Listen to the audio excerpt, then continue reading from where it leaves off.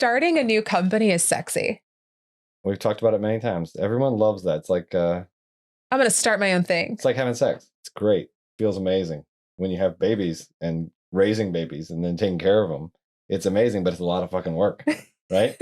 Companies are the same. It's starting companies like having sex. Great, easy. Let's create a name. Woo, we did it. Welcome to Married to the Startup. I'm Alicia McKenzie, a wellness entrepreneur and digital creator. Alongside me is my amazing husband, George, the CEO who's always ready for a new challenge. We've been navigating marriage and running startups for over a decade, and we're here to share the real, unfiltered journey with you. Join us for insights and candid conversations about integrating love, family, and entrepreneurship. This is Married to the Startup, where every day is a new adventure. Welcome to episode 64 of Married to the Startup. I'm your host, Alicia McKenzie. And this is Fitzgerald Grant. Hi, Fitzgerald. Hi, buddy. He's going to do the talking today. He's so cute. He is.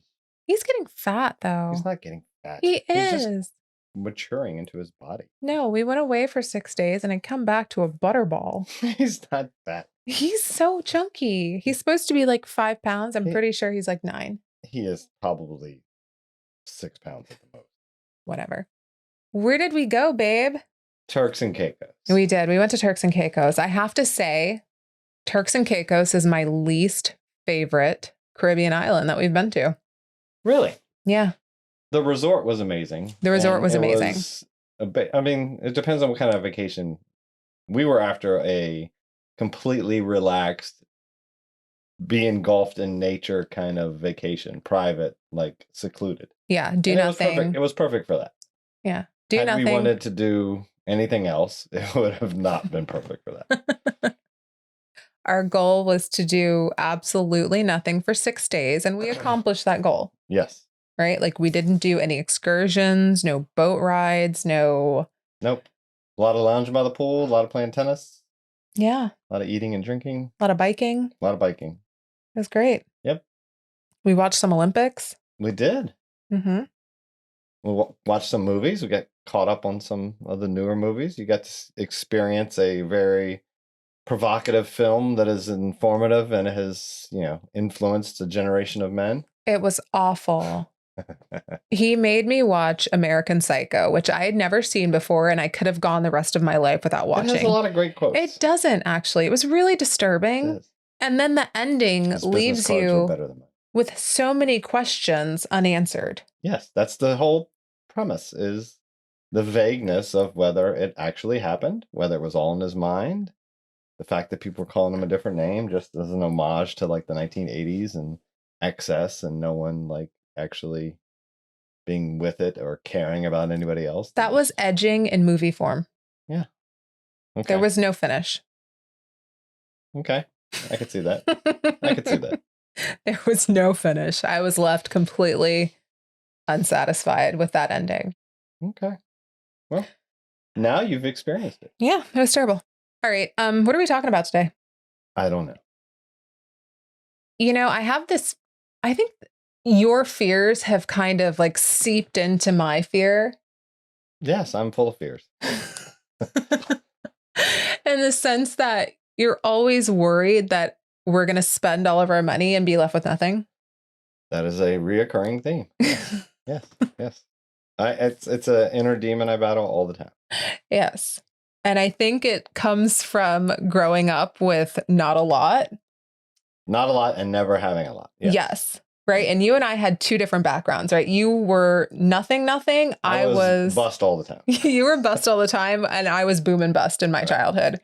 Right. Like I went from having all of it to having nothing, to having all of it, to having nothing. And I was okay with that. Right. Like it teaches you that shit is temporary and that you can always make more money. And yeah, I think growing up bust is you grow up knowing that is not what you want. That's trauma. Yeah. And that, it is not easy come, easy go. It is hard come, easy go.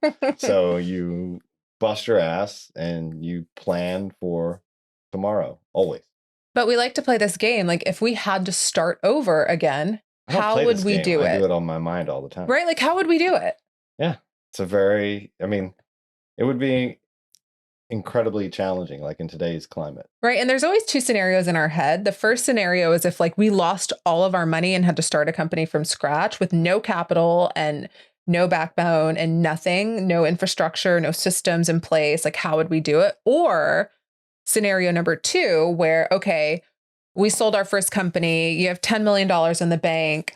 How do you leverage to start a new company from scratch and then grow that to another exit? Right. So which scenario do we feel like exploring today? Because I don't think we have enough time to do both. I like to lose it all.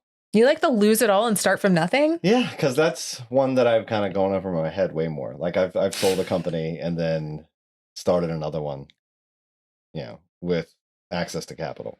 And then, always think about, how I would do it again if I had to. And then, I think it's a better mental exercise because it puts you in a position where you have to actually, you have to sing for your supper. You have to get out, be scrappy. You have to move, because if we had nothing, Yeah. right? One, it would, it would also be, your safety net's gone. Like us as a couple, how would we deal? Like talking to our children about, not having everything that you have today, and how do you lift yourself up by your bootstraps, and It's giving White Lotus. and have to, it is very White Lotus, right? Which is Season 3. It's a much more challenging conversation and academic exercise to have in your mind, because I don't know, I would be fucking freaked out, right? And As a child? or as both, like having that conversation with our children would be extremely difficult. Oh, right? yeah. And you'd have to rip away the life that they've known, and you just have to get through it. That's the other thing, is like that mental mindset of you have to get through it. Mm-hmm. And then how do you get through it as a family and as a husband and wife? Anyway, it's enough of the downside. Okay, but it's like, where do we start? Right? Like, what do we have? But that's the first thing. What assets do we have? How can we make money? Yeah. How can we make money? What experience do we have? What sectors are we comfortable in? And you and I have always had this conversation that I think you can't live without 3 things in the world, right? That is your health. Yep. That's food, water, right? Mm-hmm. The factors into health. Yeah, factors into health. But then technology. I think you can live without technology. No, but like if you're growing a company. No, if you're starting from scratch, no, you've got to. Yeah. You've got to embrace it. And I think that's truer now than it's ever been. Like if you're not embracing AI now, then you're going to be the company that doesn't make it. Mm-hmm. Mm-hmm. All right. So it's the psychological shift that we'd have to make, right?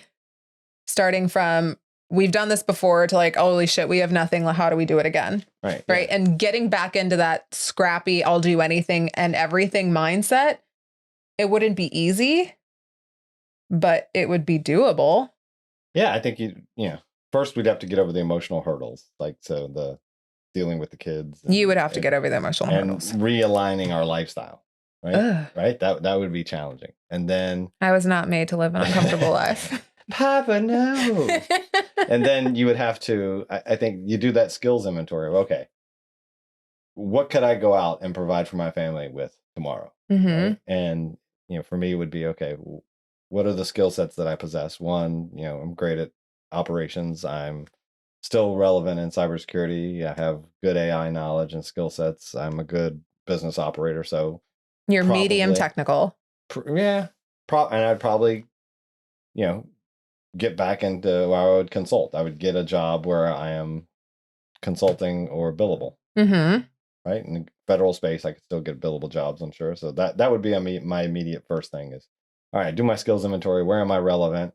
I have a lot of contacts. Let's reach out to my contacts. Let's get a job, get revenue coming in. Mm-hmm. And I would definitely prefer to not be a W-2 employee. I'd prefer to start my own company in 1099. Yeah. If I could, because that way I know that would lead to greater wealth than a W-2, Mm-hmm. at least in the short term. Because, I guess you can, if you're in a large organization and you rise the ranks, you can get, comfortable wages. Yeah. But if you want to build wealth, it's normally not through a paycheck. Right. So like breaking it down, in the first 30 days, this is what we would do, right? Day 1 through 7 would kind of be that emotional triage, right? You're talking to the family, you're making sure everybody's on the same page. Like, we have nothing. This is what we're doing. Yep. Day 1 through 7. Yep. Right. Cry your tears out. And then put on your big girl pants and we're moving. Right. Right. And then day 8 through 15, that's your skills inventory. That's what can each of us monetize immediately. Right. Right. So consulting, yep, fractional work. Yeah, that's what we think. So those are all monetizing my time or our time. Yeah. How do we take our time and monetize it? Yes. Speaking. Yes. Affiliate income, right? We could start pushing links and doing all this other shit that we don't want to do right now because it just. But we would, right? We would. And those would be, non-time based monetization activities. Yeah. Right. And then day 16 through 30, market evaluation. Right. So, what's needed. Right. And it's you're not trying to build yet. You're listening to other people out there. So go talk to 20 to 30 people. Right. And just start picking brains, start having coffees, figure out where do you see gaps in the market? Where do you think that you could make an impact? And then I think the immediate for me, I would do that consulting. I'd have to be working, which would also probably already lend itself to pushing you into a sector that you felt like would be doable. And then as part of that, there's nothing to replace experience. Yeah. And to your point, talking to people, that nothing is a better indicator of what's needed and what's going on than being there, doing it, listening, being a part of, if you're in the government contracting space, being in a government agency, understanding what the problems are, what the weaknesses are. Yeah. If you're trying to get into retail, working in a retail environment, understanding what that looks like. If it's shipping logistics, if that's your wheelhouse, all right, how do I get a job there where I can see what's happening today, spot the gaps in the market, and then combine that with the network of folks we know, talking to build kind of that blueprint of, all right, here's the void in the market. This is where I think we can make hay. And then, okay, do my skills translate? Absolutely. And I think from my perspective, it would be reaching out to the people that already reach out to me for coaching. Right. I am asked on a daily basis, are you still doing coaching? Are you accepting clients? So on and so forth. I'm not still doing coaching. I'm not accepting clients, but that doesn't mean I wouldn't if I had to. Right. Right. And leveraging my past experience as a nutrition coach, as a fitness coach, and doing all of it over again. Right. Yeah. Back to the basics. Back to the basics, right? Like you do it works. Boring basics. Yeah. Right. It's not sexy. You got to get good at it. Yeah. All right. So now we got an operational thesis. We know the kind of the market we want to be in. Probably consulting in that market, generating revenue for the business that we created. Yes. Okay.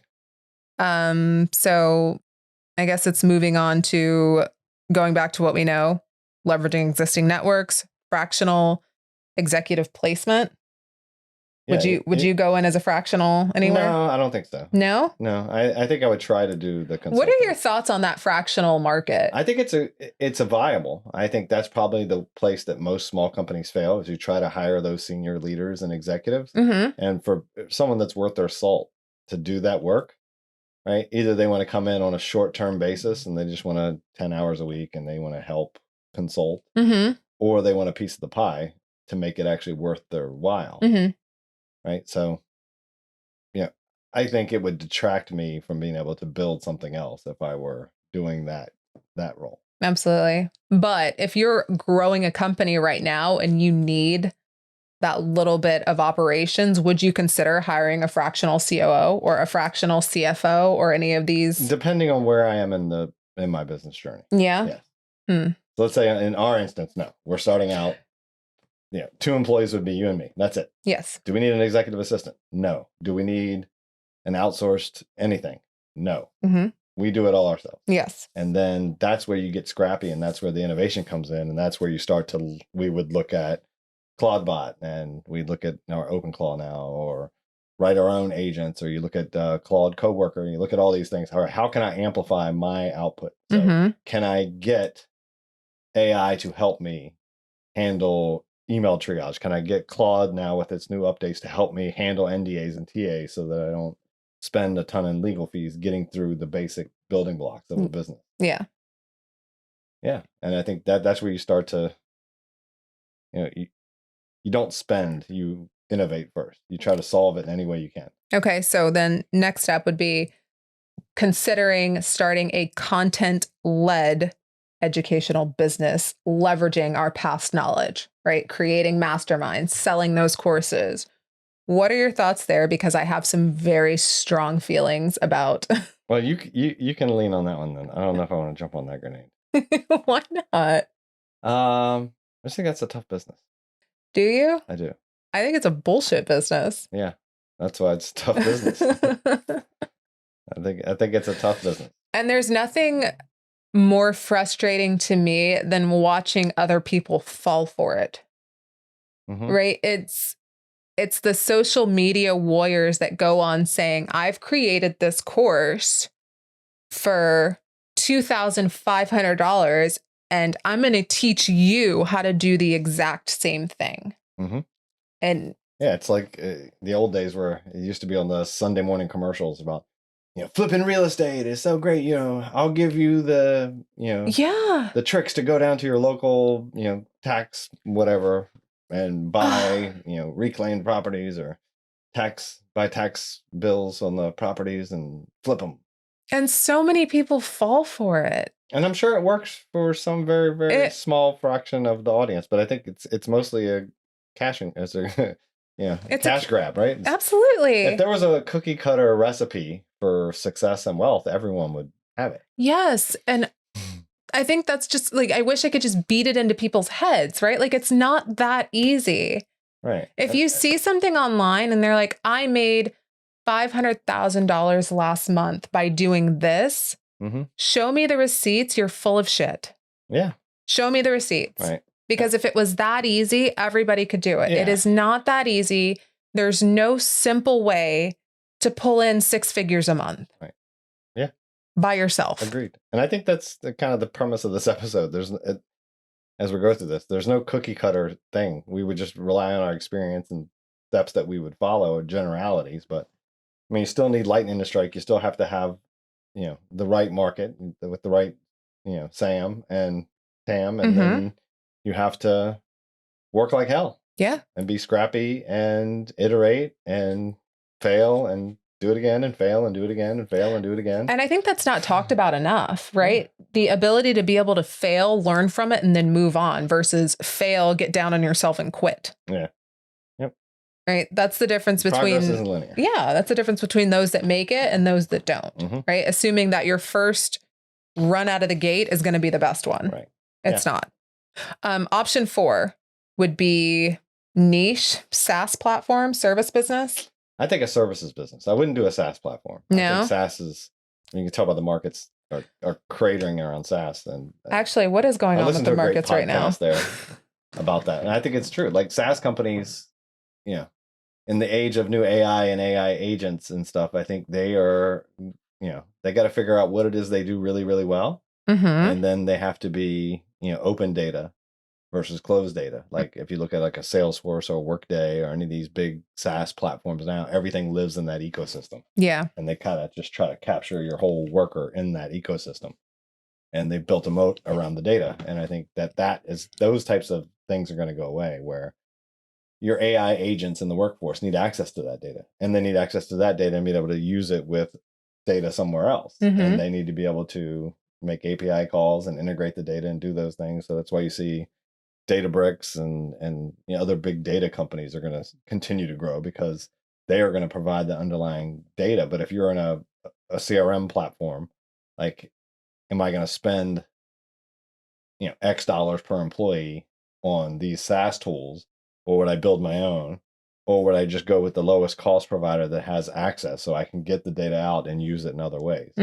So I think, so then if you look at it that way, the SaaS, so like stock market trades on futures, right? Like where they think the company's going, not where the company's been. Yes. And if you look at the future for SaaS, the TAM is going to go down, right? Yeah. But the TAM's going up, or the SAM is going up for AI and AI agents. Yes. So they are going to now be the sexy layer on top of the tech stack, and SaaS is going to be like transport. Yeah.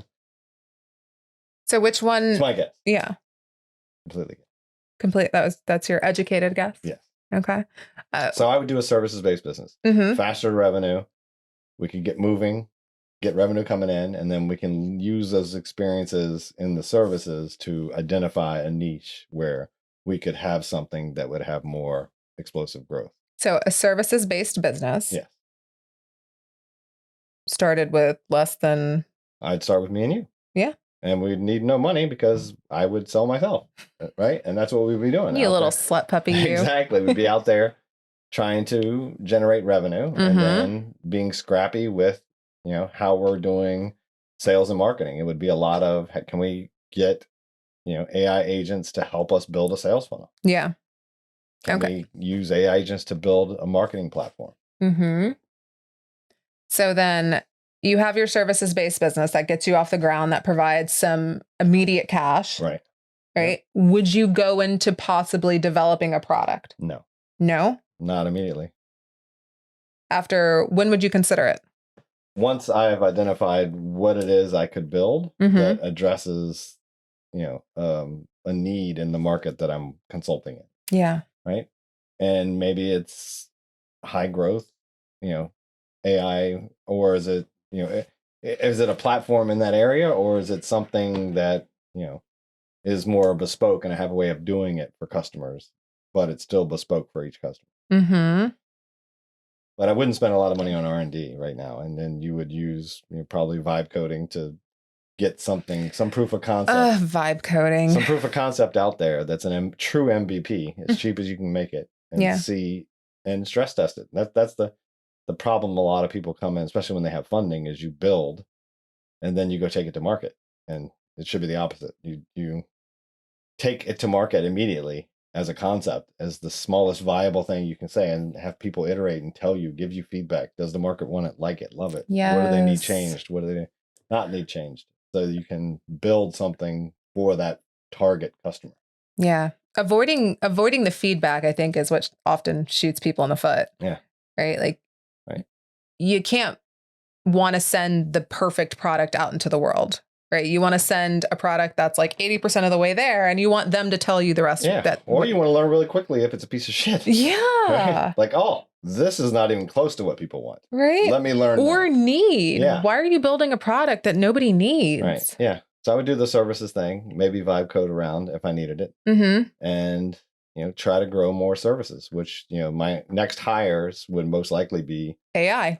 AI to do corporate function. I wouldn't hire a corporate person until there was a real, stress on the company, and then hire, more services-based business people that could amplify what I'm doing. And those services businesses are great. They only generate cash flow fast. The only downside is your gross margin is kind of flat. Right? You're not going to get economies of scale.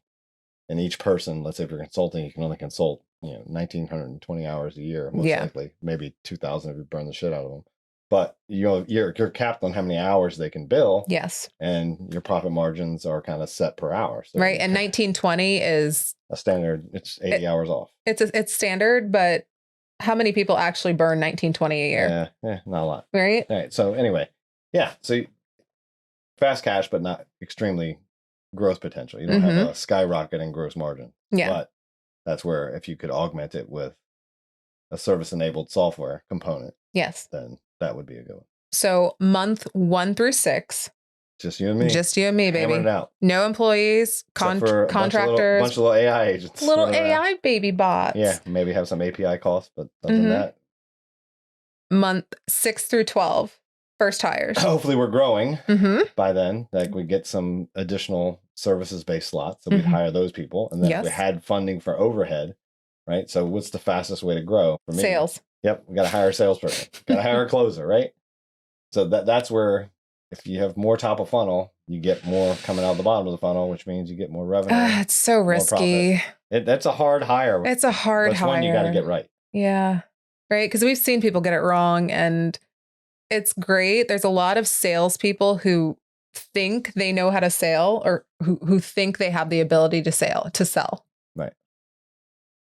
Oftentimes they don't. Yeah. Like it's talk. Like they're so just confident in themselves. Yeah. And I love that, right? I want you to be confident, but I want you to not be full of shit too. Yeah. And I think it's, I got some good advice the last couple of people I was talking to about hiring the salespeople. Mm-hmm. And he had success in the company he built, hiring sales. He's a sales guy through and through, but he was saying that he likes to cut through the bullshit, and he hires them if they can't close a deal or at least bring a lead in the first month. Yeah. He goes, you're not a good salesman if you don't have a bag of leads you're taking with you. Yeah. Because if you bring leads with you and you have a deal that's starting in a month, Yeah. then they are at least credible. They have contacts. They can get meetings. They can push, especially as a senior person. Mm-hmm. So I was like, oh, okay. So way shorter leash than I normally have. Yeah. I think you normally do like 90 days, right? Yeah, at least a quarter to start to see some pipeline generation. Is that not 90 days? Yeah. Okay. I think in quarters, not days. When you're hiring people, I think in days. Okay. All right. Yeah. So. Yeah, the first employee we'd hire outside of someone who's billable would be a salesperson. Okay, that makes me feel better about that, though. Yeah. Right? 30 days? Yeah, you got to generate something. You have to generate something in 30 days if you were a tried and true salesperson. Right, and it doesn't mean it has to close and it has to be $1 million deal, but it should be top of funnel. You got meetings. We're talking to clients about what we have to offer. Yeah. Okay. Momentum. That makes me feel better. Yeah. Fractional CFO in year 2. Maybe. Fractional CMO, marketing. It all depends on need. Yeah. I would say that a lot of those C positions, people like to hire those because it makes them feel good and it makes you feel like you got a big company and we're growing. Yeah. But do you really need it? Maybe not. Like if if marketing is not the top of it's not lead gen for you, then don't fucking spend money on it. Right? Yeah. What's working for you? And if with a lot of the AI stuff out there today, can I get top of funnel lead gen without it? Like the old bag of tricks with SEO and paid ads, that shit's going away. Let's challenge that though. How much marketing did these AI corporations put into the Super Bowl? Yeah, because they're already established with a product to go. That's true. We'd be a baby company. All right. So you wouldn't do that. I mean, you would do more guerrilla marketing. Like, hey, can I push it in Reddit? Can I push via LinkedIn? Can I push on Instagram, Twitter? Can I create interesting thought topics? Can I work with, maybe it's a partner that we have, maybe it's another software vendor. So can we do collab podcast, or can we do, sessions where we can have a small invite and get our messaging out? Yeah. Little things like that to just push. And you got to be scrappy and you got to find any way in which you can get your name out there. Right. And during month 1 through 6, I think you have to avoid the trap of hiring just because you're exhausted. Yes, that's the hard one. And I think that's even as you start growing. So let's say in 6 months or a year, we're at 1 million, 2 million, we're starting to grow. We're starting to get that momentum. We got a sales guy who's moving. And I think the trap that a lot of people fall into at that point, we've proven, hey, we got a market. We're starting to generate some momentum. We got some sales bookings, and it's a good product market fit. And I think a lot of people at that point, and cash is starting to come in, you start to say, okay, now a lot of people go, now we're going to invest in R&D, or now we're going to invest in salespeople. We're going to invest in marketing folks. We're going to invest in, no, right? My methodology around scaling, and it's the opposite. So if you're raising capital and you're in the VC world and you raised $100 million, yeah, you got to do all those things because you got to grow extremely fast. Yes. Right. But the first thing for me in a small company is when you're looking to scale, all right, as I add more revenue, what breaks? Yes. And I got to shore that up first. So, okay, are there any processes that we have that aren't documented? Get them all documented. Can I automate that process? Can AI do that process? Let me break everything down, kind of the scaling up methodology, all the functional assets of my business. What are they? Can I articulate them? Is there a process for it? Who owns the process?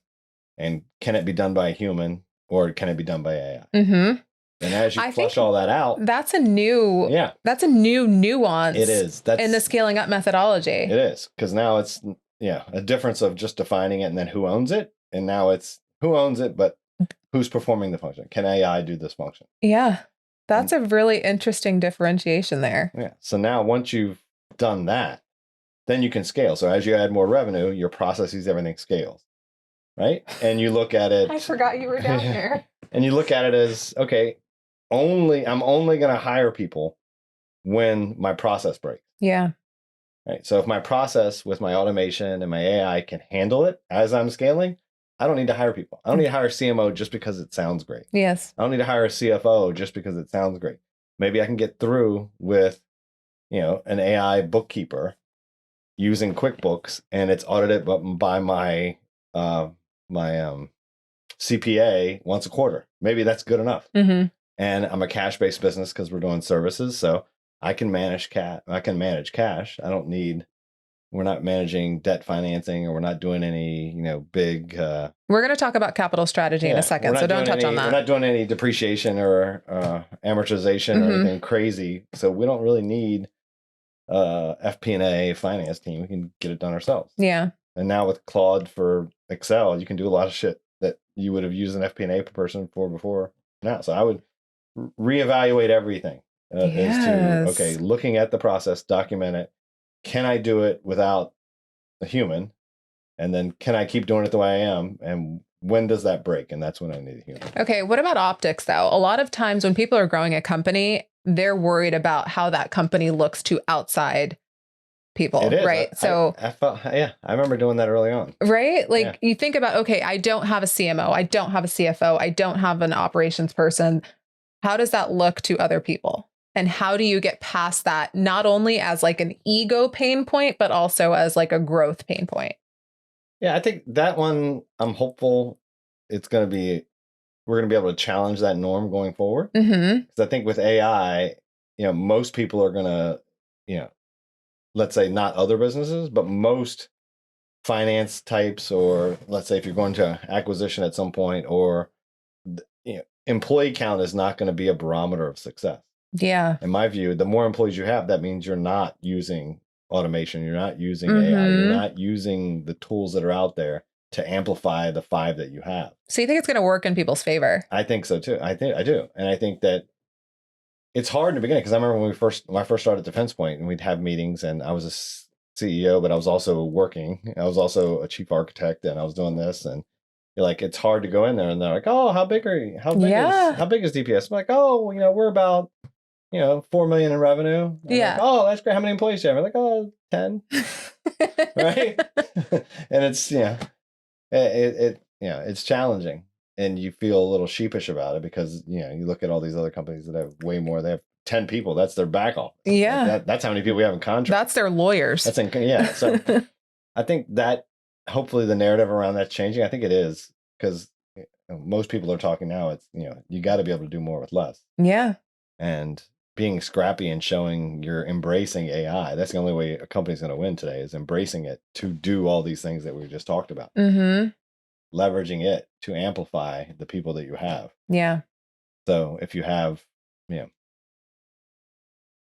5, so a lot of companies right now, and I think that's the pivotal change. You could have 10 employees, and 2 employees that are embracing AI and leveraging it are probably producing 200% more than the other 8. Yeah. Right. So, why do I have the other 8? Exactly. If I had 5 that did 200%, that would have the workforce of, I don't know what that math, 10, 20. Yeah. Our kids just came home. Yeah. So I'd have the output I needed. Yeah. So I think that's more of that mindset that I would have now, is I don't give a fuck how many employees I have. Yeah. It's how much revenue am I generating? And then I think a good barometer, and the stock market does it today, is revenue per employee. Yes. And what you want is that ratio to be as high as possible. Absolutely. So the more back office people you have, or the more people you have doing non-delivery functions, that detracts from your revenue per employee. For sure. Okay, moving on. This is probably the fun topic. Is it? It is. This has all been fun for me. No, capital strategy, right? That's not fun. It is. I love money. It's no fun. How do you fund this thing? Well, I think we talked about it. Right, but there's multiple different options. Yes. Right? When you were starting, after having built a company, exited that company, and then starting over, you have access to more. Correct. Right? So option number 1, bootstrapping. Right. That's how you build GPS. That's how you've always done it. No outside capital. Slower, but you own 100%. You don't have to answer to anybody. You don't have investors. You don't have to take anybody else's opinion. it's yours. That's always my preference. Option number 2, friends and family round. Right. Right. So like you need something, you need a little bit of gas to grow. Mhm. And this is a small raise from people who believe in you. Right. So friends and family, usually I would say like 10,000 to 50,000 is usually like the first. Okay. It depends on what you're trying to build. But yeah. 50 to 100. All depends. Max 250, friends and family. Depends on your friends and family. Like I've seen there are some people can get a friends and family around to $1 million, $2 million. Really? Yeah. Okay. I see it. Option number 3, revenue-based financing. Mhm. Convertible notes, creator loans. Yeah, there's various fashions, and I always go back to what do I need the money for? Mm-hmm. And if the answer is A, I don't know, then don't do it. Yes. And if the answer is B, to put money in my own pocket, don't do it. Yes. Right? The only answer that is acceptable is there's an incredible opportunity for me to grow this company or invest in something or build something that's going to catapult me in value. Mm-hmm. That taking on debt at whatever percent interest or giving away equity, I wouldn't be able to get to without it. Yes. And I can get there. I can achieve this opportunity with this cash, and the growth potential is 3 to 5 to 10x the cost of getting that capital. Yes. If you can't answer that honestly to yourself, then don't. Okay. Option number 4, a strategic angel who not only brings capital, but brings distribution and contacts. I mean, Worth giving. That sounds like a guardian angel. But, yeah, sure. If there's a unicorn out there that's going to bring me customers and give me cash, sure. Right? But I think that's probably not in the cards for most people. No. So, yeah.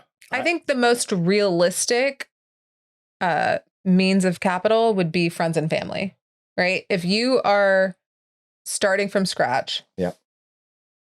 And friends and family is by far the easiest. Once you started to generate some capital and you got some revenue coming in, then, say in this scenario where 6 months down the road, we got cash coming in. Mm-hmm. The problem with a services-based business most times is your AR, right? Your cash flow.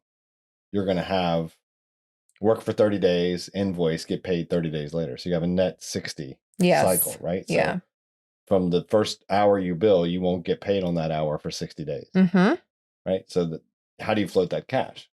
And most people, like in our position now, we'd have plenty of cash. You can float it. But when you don't have that cash, how do you do it? And some of that is the revenue-based loans, right? And the problem with that is kind of like a payday loan. Yeah, absolutely, right? They target lower income, and it's sometimes an impossible cycle to get out of, right?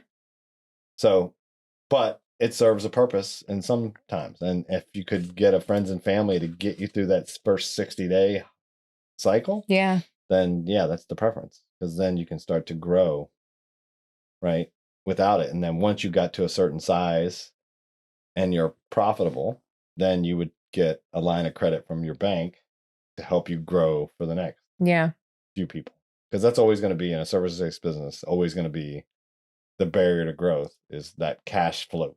Yeah. So, but I think like day 1 through 60, it's all about visibility, right?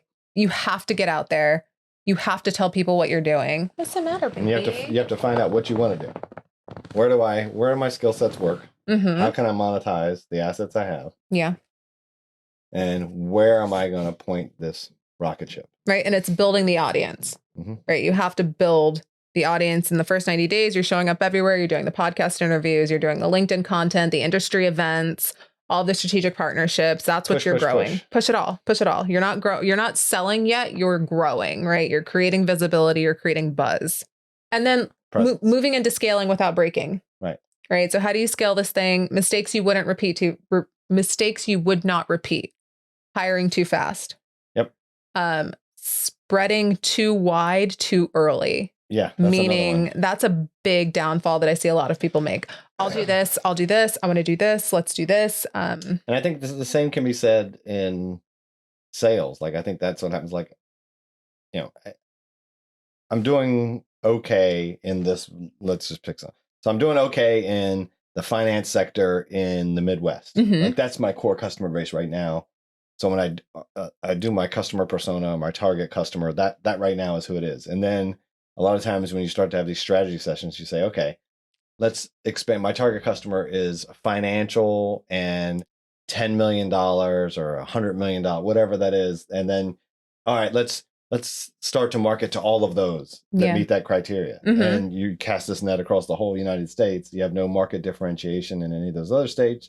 You don't have a name in any of those other states, and you just think it's hard. So own something first, dominate. I'm dominating in the Midwest now. Let's focus all my energy on that. How do I have a 10% market share in Salt Lake City? I want a 60% market share. How do I get that in what I have? Then once I've dominated that, then use the playbook for the next region. Yes. And then the next region, and then the next region, and then you can scale it. Yes. But trying to take something that you haven't 100% codified that works, that you're dominating in, and go out. It's the same with like, oh, I'm doing great in finance. I talked to John the other day. He said it's great in retail. Let's go start to sell in retail. Yeah. And it's challenging. So I would always try to focus on dominating a particular segment first. Yes. Another mistake would be treating revenue as the same thing as scaling.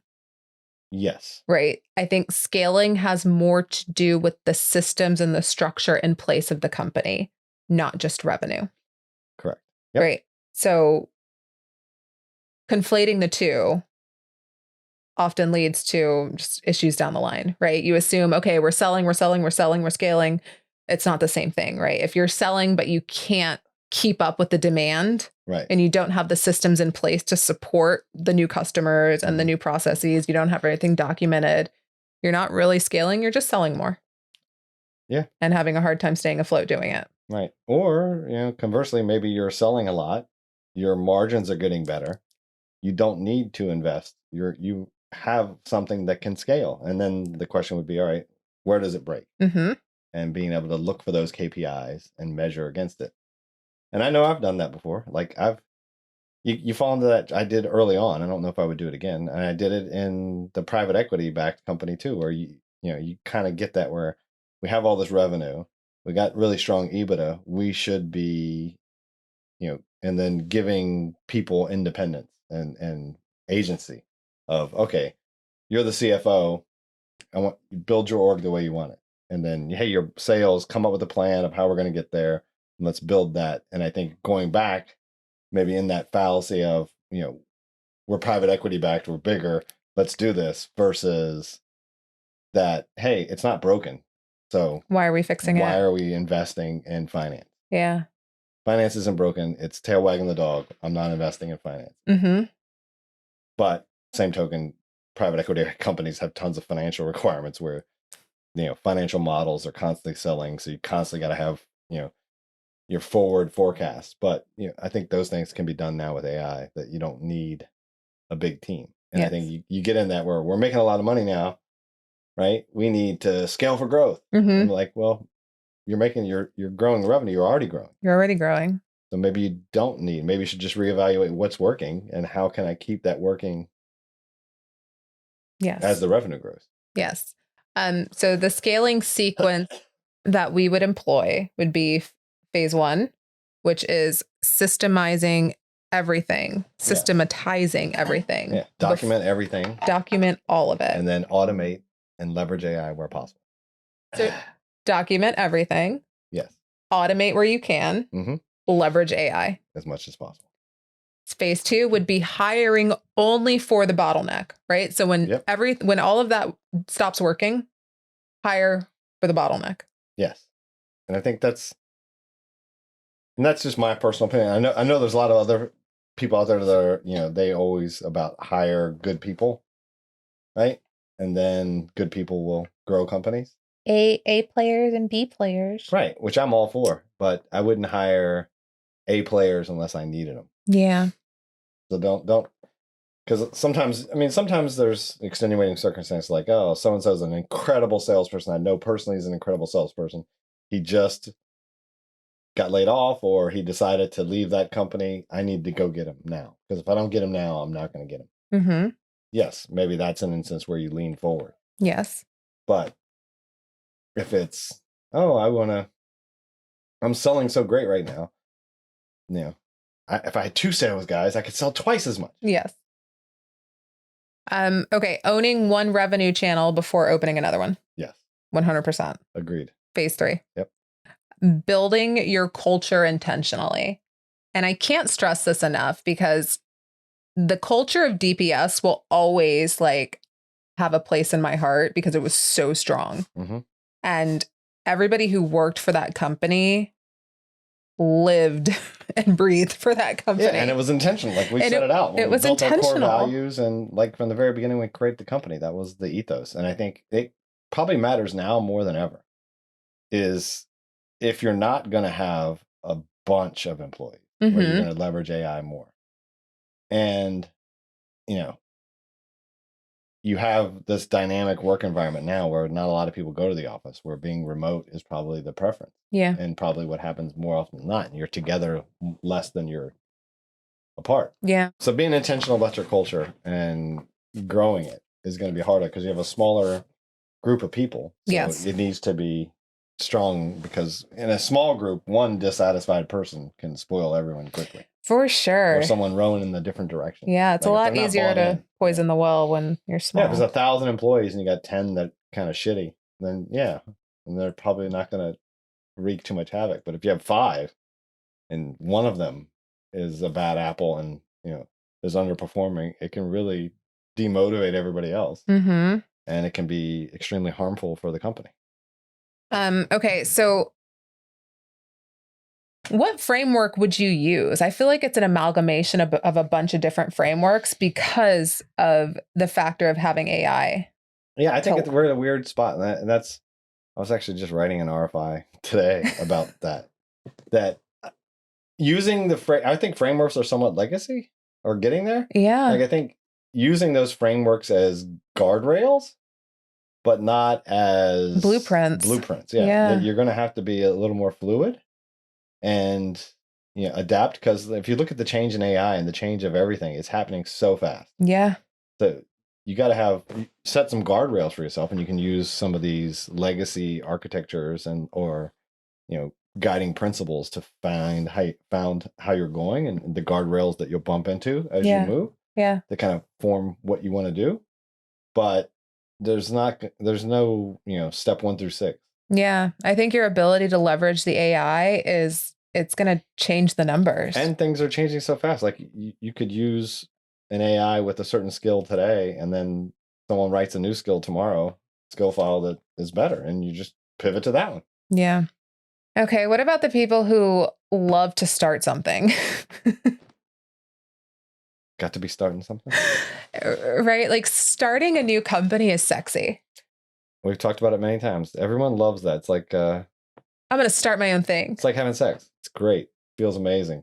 And when you have babies and raising babies and then taking care of them, it's amazing, but it's a lot of fucking work, right? Companies are the same. It's starting a company is like having sex. Great, easy.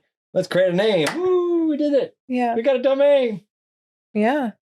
Create an EIN. Wow, look at this. We're off. And then 6 months go by, and then the tax bills start coming in, and you got to pay the unemployment tax, and got to update your QuickBooks files. And what about that insurance? And it starts getting real. Yeah. Right. I don't know. So, I mean, my advice, like if the idea of starting a company is really, really exciting, picture yourself 6 months down the line. Mm-hmm. Is it still exciting? Yeah. And I think what we talked about today, like losing it all and how we would start, I think even if you had money, you would do it the same way. Or if you had the idea of starting a company, you'd do it the same way. Yeah. Use those 7 days to kind of sit with it. Is this something that I really want to do? Mm-hmm. Like to your point, think about it in the future. Is this something I'd want to be doing in 6 months? Knowing that it's going to interrupt my work-life balance. Yeah. It's going to be all the air in my balloon is going to go to work, because that's how startups are. That's how businesses are in the beginning. Like all the air in my balloon goes there. That analogy still like it feels weird to me. Maybe like balloon animal seems better. Okay. Right? Because if you squeeze a balloon, like you're going to pop it. But if you have a balloon animal and it's long and skinny, you're able to shift the air easier. Okay, if that analogy works better for you in your mind, sure, go for it. Right? Don't you think? Whatever. You don't see? Sure. Do you see my dilemma? No, I do not. Okay. But that's okay. Whatever. We see the world differently, babe. It's slightly quirkier than you. Okay. Yeah, and then after you've sat with it for a while, then you talk to people, you analyze the market, assess your assets, and put all the work in ahead of time before you just go launch in the business. How do you think you and I would fare if we did it all over again? I think I would be successful. I just think No, like you and I as a relationship. as a relationship. Yeah. I think we'd be fine. I think we'd end up divorced. Why? No, I'm kidding. Jesus, revelation time. No, I think we'd be fine. Same spot. We'd be fine. Yeah. Yeah. I don't know. You've been with me for 19 years. You've seen multiple different iterations of me. Yes. You've seen the same iteration of me for 20 years. I think I still have clothes that are 20 years. You probably do. The restart checklist. Ooh, what is that? This is questions for our listeners. Ooh. So pound that subscribe button. If you like what you heard today, subscribe. Pound it. You did not subscribe to me earlier this week. Do you want to tell people why? Oh. On April 4th. I do not subscribe. We are picking up 4 chickens. No, we're not. You're picking up 4 chickens. We as a family are adopting 4 chickens to hatch. I'm an unwilling participant. And I want that on record. They're gonna hatch into little baby chicks. And then Huck will eat them. Stop. Our dogs are not going to eat our chickens. Then they're going to grow into like medium-sized chickens, and then we get to give them back to the farm. Right? So it's a win-win. You get to be a farmer, right? Like you get to farm animals. It's going to be fun. I don't see the way. It's going to be fun. He's excited. All right. Okay. Checklist. So if you lost everything tomorrow, what is one skill that you have that could help you generate income in 30 days? Yeah. Put it in the comment section. Oh, look at you engaging. It's just something I heard watching the Maddox's YouTube. I'm just going to reiterate what all these DiGiorgios and stuff say. If you want to free this animal, hit subscribe. No? If you want us to raise chickens, hit subscribe. If you want us to raise chickens, subscribe to this podcast. You have chickens running around in the pod. I told my girlfriend I was going to bring a chicken to a baseball game on a leash. I'd see you do it. Okay. Question number 2. Are you building systems that can survive without you? Or are you the system? Right? If you went on vacation for 7 days, would your system still work without your involvement? I think that's an important question. It's definitely the key to scaling, right? Because if you leave and it all breaks, you don't have a company. You don't have system at all. Question number 3. What market do you have an unfair advantage in that you are not currently playing in? I like it. Good question. Question number 4. If you're married or in a partnership, have you actually talked about what you would do if everything fell apart? Or conversely, what would you do if this company took off and required a ton of involvement? Right? How would that dynamic impact your relationship? Yeah. That's a big one. I mean, I think it's a great thing to talk about. It may never happen, but it's a great thing to talk about before it happens. So imagine if you and I were there and, we'd started a company or like back to the Defense Point days, and it took off and you were still working full time. And then, we were having kids. Like it would be, impossible to do it. Yes. Right. So I think having that discussion and knowing that, this is the plan. If this takes off, this is what we would do. And then what mistakes are you repeating that you wouldn't make again? Right. Yep. And then lastly, are you building to scale or are you building to survive? Yeah, no wrong answer there. Sometimes you have to build to survive. Yeah. Right. And do you know the difference? Yeah. If you don't know the difference, then Are you going to put this like in a comment section? absolutely. Yeah. I'll drop all these questions in the description. And then I would say, like, as a listener challenge, pick one of those 6 questions and write an honest answer. In the comment section? I mean, I'd love an email. Ooh. I would love an email. To melly@mackenziefamily.co. Email melly@mackenziefamily.co. No, I'm just kidding. MELLI. Don't email Melly. And then either share it with a co-founder or, like, honestly, I would love feedback, right? Like, email me. I basically respond to everyone about everything. I respond to no one about nothing. Email me, not him. And then finally, if this episode was at all useful, please do subscribe and share and engage. Like, we would love your feedback. All right. And baby, do you have any closing thoughts? I don't want chickens. You want chickens. All right. We're out. Thank you for tuning in to Married to the Startup. We hope you enjoyed today's episode. If you did, please take a moment to like, rate, and subscribe to our podcast. Your support helps us reach more people and keeps the conversation going. If you have any questions or topics you'd like us to cover, drop me a message. I love hearing from you guys. Until next time.